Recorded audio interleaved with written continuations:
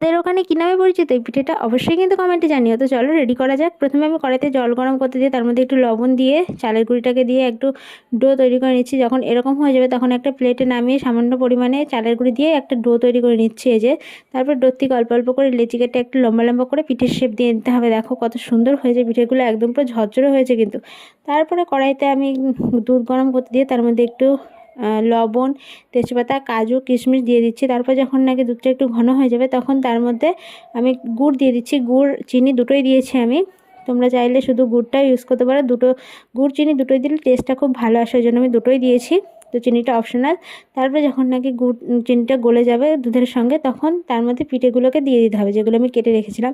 তারপরে অল্প অল্প করে নাড়াচাড়া করতে হবে যাতে পিঠেগুলোকে ভেঙে না যায়। তারপরে বেশ একটু গাঢ় হয়ে গেলেই বাটিতে সার্ভ করলেই রেডি আমাদের চুষি পিঠে। তো তোমাদের ওখানে কী নামে পরিচিত অবশ্যই কিন্তু কমেন্টে জানিও, আর একবার বানিয়ে দেখো, খুব